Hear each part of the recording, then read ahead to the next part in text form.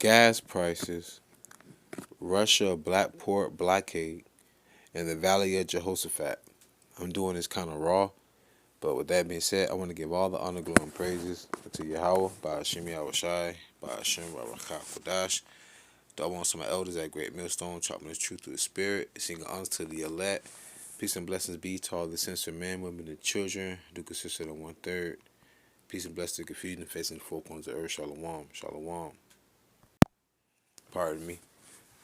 Gas prices hit new record high of 4.71 or $4.71 nationally. That's just the median. The reason why I want to go into this because gas prices going up, rising in costs. That means that more people are going to have to spend more money at the gas pump, and you need the gas to get to work, to get to the pharmacy, to get to your local grocery market, to get to what other miscellaneous stops you must go to, and you're not getting a pay increase, right? And with that being said,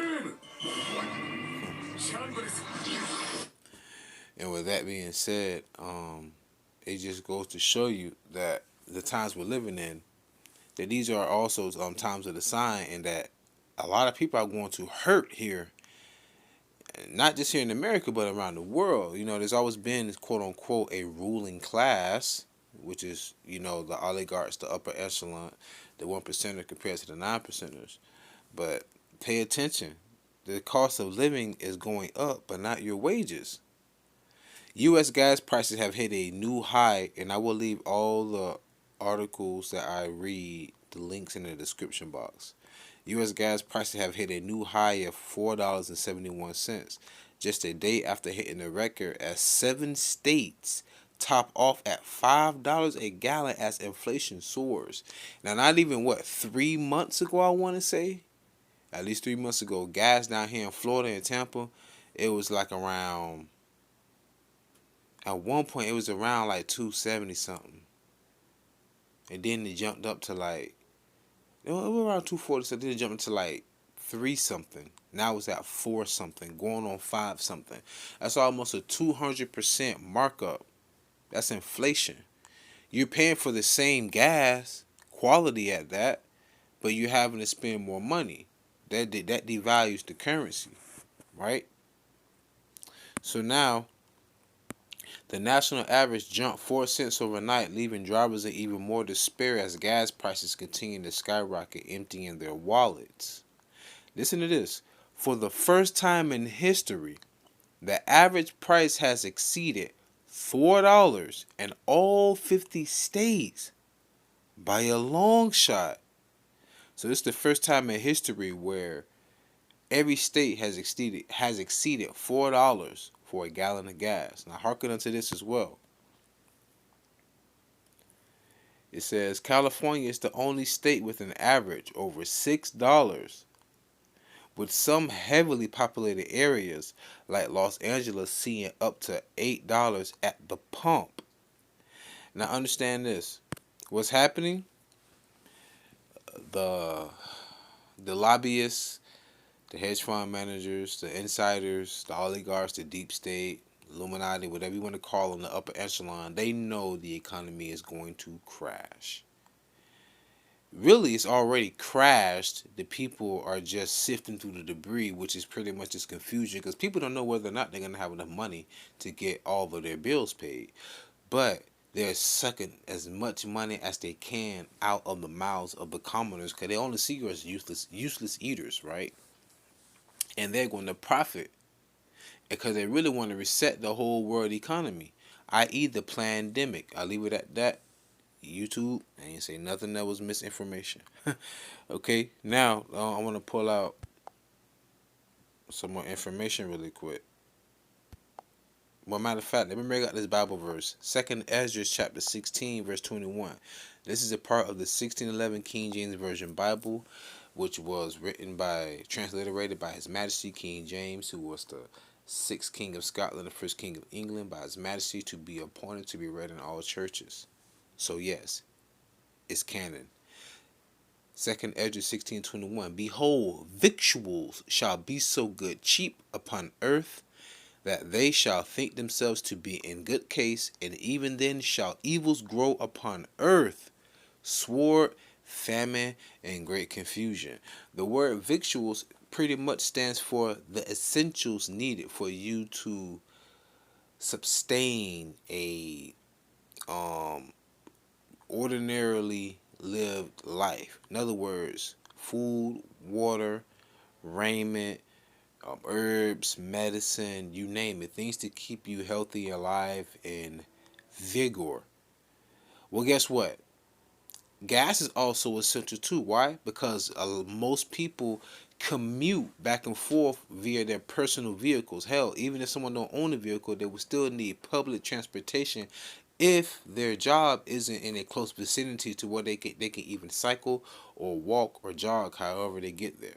If you have the crank, if you need an ignition, or even if it's electric, you still need some form of electricity, right? I'm sorry, power. I said electricity. Power, gas, electric, hydro, whatever. But still, it still costs you more money. At one point, it was cheap. The reason why I brought that out, it says, "Behold, victuals shall be so good, cheap upon earth." Now, gas in California topping out over $5, and in Los Angeles, I'm sorry, not $5, $6, and in Los Angeles, it's $8, right? I'm here in Tampa, it's like $4 and like maybe 60 something cents. Now check right here. It says gas prices fell substantially from 1997 to 1998, dropping from an average of $1.23 per gallon to just $1.06 per gallon, the lowest since the government began tracking gasoline prices. In some states, average cost fell below $1, and I remember that. I was born in '88. I'm talking about when food stamps, you literally had that colorful book with all them colorful little coupons. Them EBT wasn't electronic when I was going inside the store with food stamps. You had actual that colorful money, right? I never forget it, man. Gas was like, man, gas was my witness. Gas was like $1.06. This is going back to the '90s though. Not lying. So I know they're telling the truth because I witnessed it. Now gas is damn near $4. That's hyperinflation. It's inflation over the longest, right? So victuals been so good, cheap upon earth, people think that they're in good case, right? But now it's not anymore. And it goes back to how the riches was gained here in America. It was gained off of ill intent, right? So America wasn't gonna last too much longer anyhow, and it's biblical prophecy. Think about this. Prime example. If gas prices going up for the regular consumers who are us, imagine the gas price going up for the distribution centers that have to distribute all of the goods across the United States. So now that their price is going up for diesel, who do you think is paying for that surcharge? We are the consumer. That's why everything's going up, right? Hyperinflation, man. The dollar, and Putin even mentioned it. America just keep printing money, printing money, printing money, printing money, printing money. Why the hell you think a Bugatti costs so much more than a Toyota Corolla? Because you could damn near see a Toyota Corolla every day. But how often do you see a Bugatti driving down the street? Because they're not made in mass production. So you keep printing money, it's going to lose its value. It's all about supply and demand. And a lot of people are not demanding the dollar. They're actually dropping it now.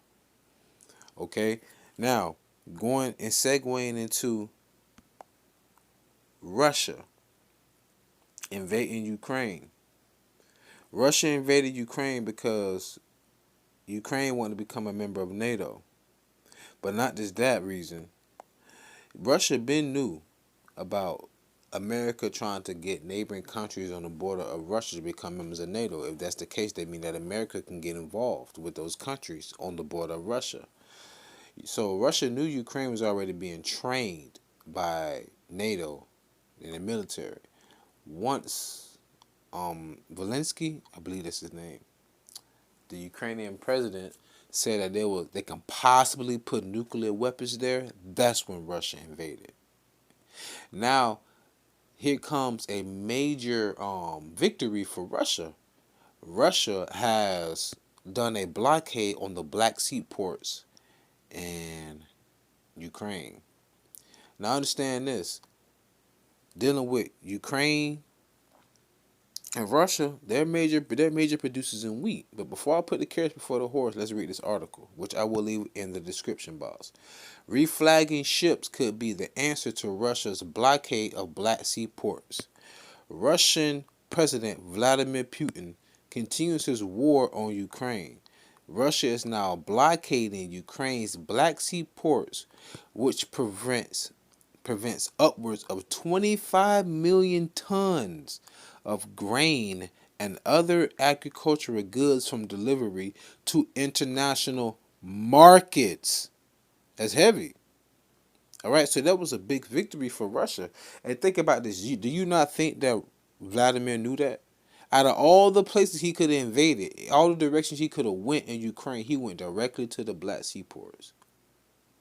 Now understand this as well. This is where the plot thickens. A lot thickens here. Let me get that. Bada bing, bada boom. Okay. Now, forgive me. Russia and Ukraine wheat. This is what I put into the into Google. It says Ukraine alone produces a whopping 6% of all food calories traded in the international market. 6%. At least it used to before it was invaded by the world's largest nuclear power. Let that sink in. Russia, meanwhile, is the world's largest exporter of wheat, providing more than 17% of all wheat sold across national borders. All right? Okay? Now think about this. Russia and Ukraine both produce almost over a quarter of the world's wheat. That's heavy. Listen to this. Key background. Ukraine is the world's 5th largest exporter of wheat, 4th largest exporter of corn, and top exporter of sunflower oil and meal, according to U.S. Department of Agriculture data May 19, 2022. Okay? And there's much more information, but like I said, that's heavy because Russia is in the Bible. Russia is known as Gog and Magog. Okay? Let's get that. This is Ezekiel. Oh yeah, it's 38. Ezekiel 38:1. And the word of the Lord came unto me, saying, Son of man, set thy face against God, the land of Magog, the chief prince of Meshech and Tubal, and prophesy against him. Now we know Gog and Magog is Russia, but Meshech and Tubal, who is Meshech and Tubal? Meshech and Tubal is Turkey. Now, where does Turkey come in this equation? Remember, Turkey is also a member of NATO, but Turkey has also been purchasing military weaponry from who? Russia. Listen to this. Just going to it really quick. Meshech and Tubal, according to Archibald Seiss, Meshech can be identified as Muska, a name appearing in Assyrian inscriptions, and generally believed to refer to Mushki. Here comes the point. Most reference books since Flavius Josephus generally identified Meshech in Ezekiel's time as an era in modern Turkey. Meshech and Tubal is modern Turkey today. Modern means present, right? So, the chief prince of Meshech and Tubal, so pretty much who's really pretty much backing Turkey? Russia. Now, like I said, going back to the whole Ukraine invasion and everything, that's pretty much to set the stage to bring America into this war. Because a lot of countries, believe it or not, I know it's Germany and another country, they depend on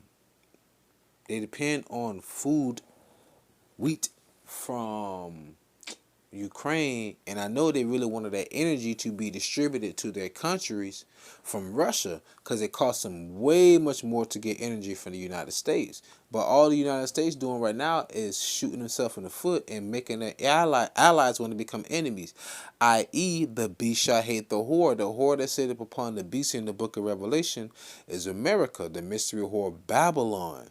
The beast is the EU, which goes back to the 7 heads, and the 10 horns, which goes back to the NATO. And the many waters the beast sit in are the nations, because the EU and NATO sit at the top of all the nations. So now Germany and other countries in the NATO and EU are like, man, wait a minute, man. We get our oil, we get our energy, we can get our energy from them for the cheap, and we also get our wheat from them for the cheap. Man, y'all messing up money. They gonna end up turning on America soon. Okay, but anyways, verse 4. Ezekiel 38:4, and I will turn thee back and put hooks into thy jaws. In other words, the Lord is bringing Russia back to the USSR days. And nuclear war will happen here in America because it's biblical prophecy. And I will bring thee forth and all thine army, horses and horsemen, and all them clothed with all sorts of armor, even a great company with bucklers and shields, all of them handling swords. The modern day sword today is the gun. And did not Russia invade Ukraine? So this is biblical prophecy as well, but this is much more than just that. That's just the precipice of what's to really come when they bring out their brigades and they shoot their arrows at Babylon. The arrows going to be those missiles, the thermonuclear warheads. Now, if you remember when the United States was going on their tear in the Middle East, right? They wanted to invade Syria. But Bashir Assad did what? He sought asylum from Russia to aid them. Then that's when Russia, quote unquote, became the revamped arch nemesis of America and NATO, right? Remember, Russia also aids and deal with Turkey with their military weaponry. I just saw an article about Turkey wanting to invade Syria. So there'll be a conflict of interest between Russia, because Russia pretty much befriends both countries. But see, a lot of this is happening is pretty much the Lord stirring up the minds of the kings of the earth. Remember, the king's heart is in the hand of the Lord. He moveth it whithersoever way he pleaseth. So going into much more of this article, who buys wheat from Russia and Ukraine? Egypt, Turkey, Bangladesh, and Iran, also allies, buy 60% of their wheat from Russia and Ukraine. Also heavily reliant on Lebanon are Lebanon, Tunisia, Yemen, Libya, and Pakistan. And Libya, see, that's why they're saying this is going to be like it's not going to be global, it's really regional over in the Middle East and like northern east part of Africa. In Libya, where civil war has ground on. Okay, for years, the latest price increases for food staples have people worried. Exactly, man. And all that stems back to, where is that? I'm sorry. I have to go into Joel, the second chapter, because now we're going into the times of the Valley of Jehoshaphat. And when you speak about the Valley of Jehoshaphat, you can find it on an ancient map, pretty much being like in the time of Israel, the ancient time of Israel, right? We had Edom at the bottom of the map. But sorry, it was 3 and 1. Forgive me.